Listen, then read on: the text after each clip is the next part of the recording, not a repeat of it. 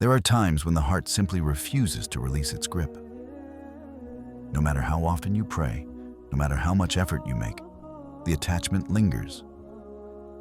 You find yourself wondering, is this a trial, a sign, or something more?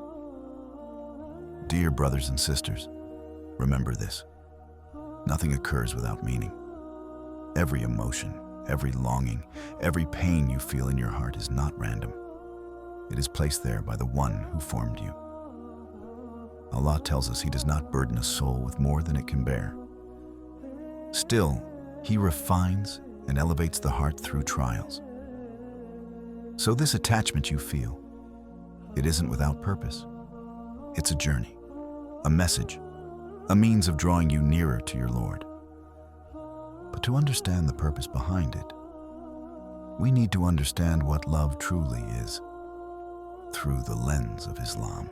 Stay with me until the end of this message, and by Allah's permission, your heart may gain the clarity it's been seeking. Love is among the most intense emotions gifted to humanity.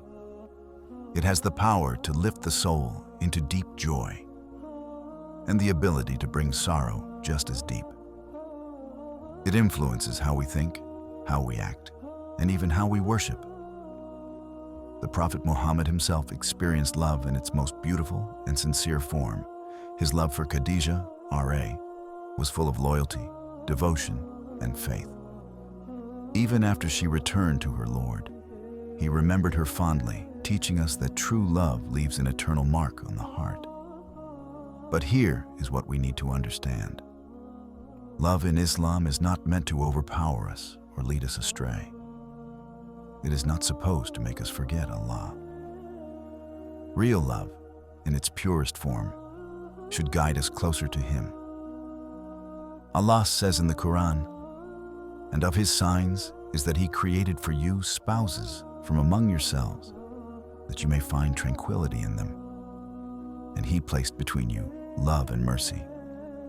Surah Al-Rum 30:21. This verse holds deep meaning. It tells us that true love brings peace.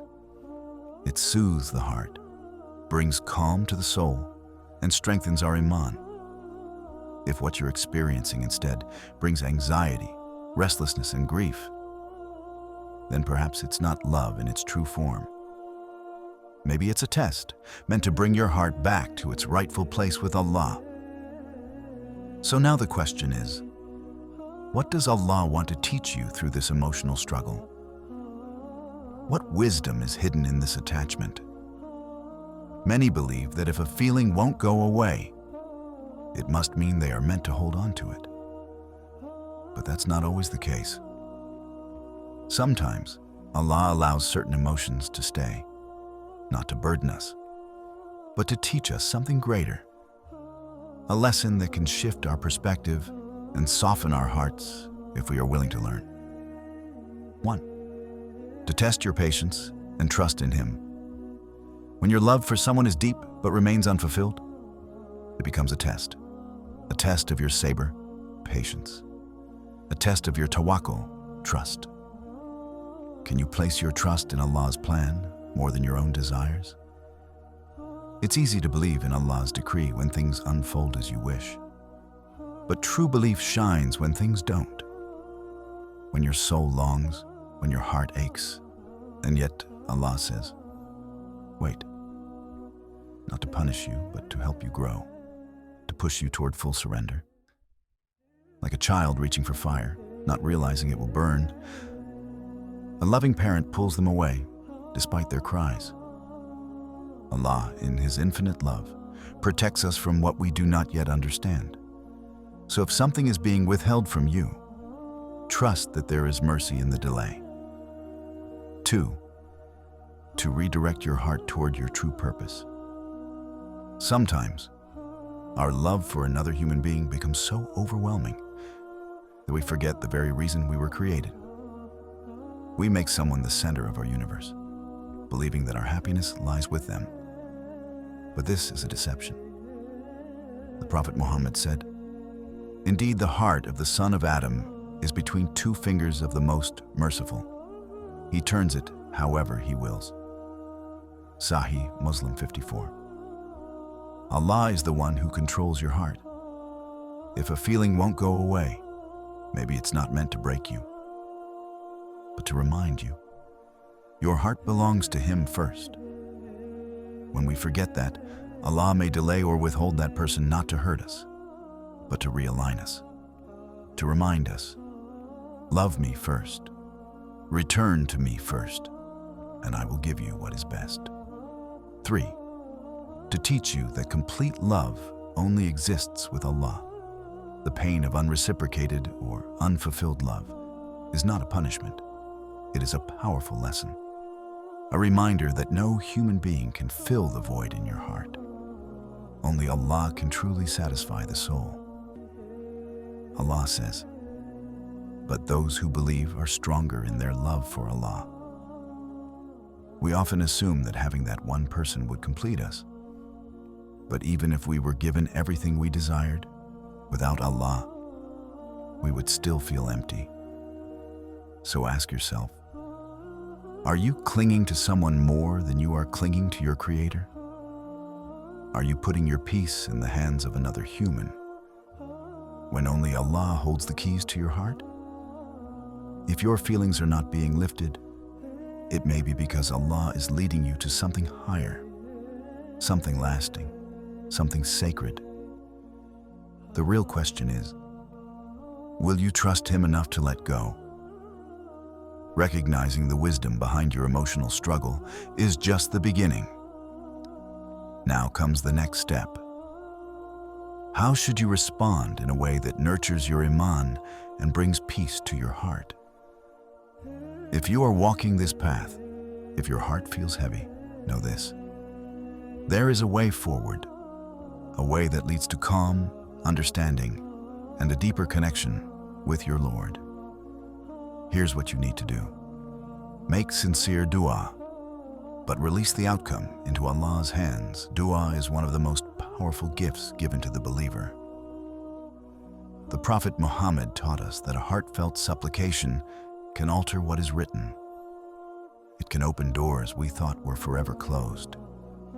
It can lift burdens we believed would never leave. We never imagined we could endure, yet we did. And here lies the secret. When you make dua, don't tie your heart to the outcome. Tie it to Allah's wisdom. You might ask Allah to bring someone closer to you. But if that person isn't truly good for you, Allah might keep them away. And that, even if painful, is actually a mercy. One of the best du'as to make during these times is, "O turner of hearts, keep my heart firm upon your religion." A Sunan. This prayer reminds us that our hearts are not in our own hands. They are in Allah's hands. If He wills, He can remove the attachment you feel. And if He wills, He can give you something even better. So trust Him, especially when His plan doesn't match your expectations. 2. Redirect your love towards Allah. Love is a powerful energy, but when directed toward the wrong place, it leads to pain and confusion. When that love is redirected to Allah, however, it becomes a source of serenity and strength. Ask yourself honestly, are you giving more of your heart to someone than you are to your Creator? If so, it's time to realign your priorities. Fill your heart with the love of Allah through Salah, Quran, and Dhikr. The deeper your bond with Him becomes, the lighter the burden of earthly attachments will feel. When you begin to long for your Lord more than for His creation, you'll find that emptiness fading. That restlessness will ease, because the heart has finally connected to a love that never fades, the love of Allah. 3. Seek what is halal, but accept Allah's decree. If marriage is a possible path, then pursue it with sincerity, in a halal manner, while putting your trust in Allah. But if the door does not open, then understand Allah is protecting you from something you may not see. The Prophet Muhammad gave us a beautiful assurance. Whoever leaves something for the sake of Allah, He will replace it with something better. Ahmad. This means that every sacrifice you make for the sake of Allah will be returned to you with something greater, in this world or in the next. Sometimes we cling to people because we're afraid that letting go means losing happiness. But true happiness never comes from people. It comes from being content with Allah's will. So if Allah takes someone away, know that He will give you something even better in return. Your sacrifice will not go unnoticed, nor will it be wasted.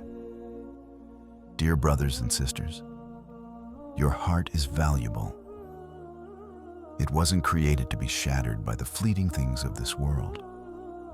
It wasn't meant to be weighed down by constant worries and heartbreak. Your heart was created for something much higher, to find tranquility in the remembrance of your Lord. Allah tells us in the Quran, "Truly, in the remembrance of Allah do hearts find rest." Surah Al-Ra'd. This means that no matter how much you seek comfort in people, relationships, or worldly attachments, true peace will only come when your heart connects fully with Allah. If Allah has allowed these emotions to persist, don't see it as a punishment.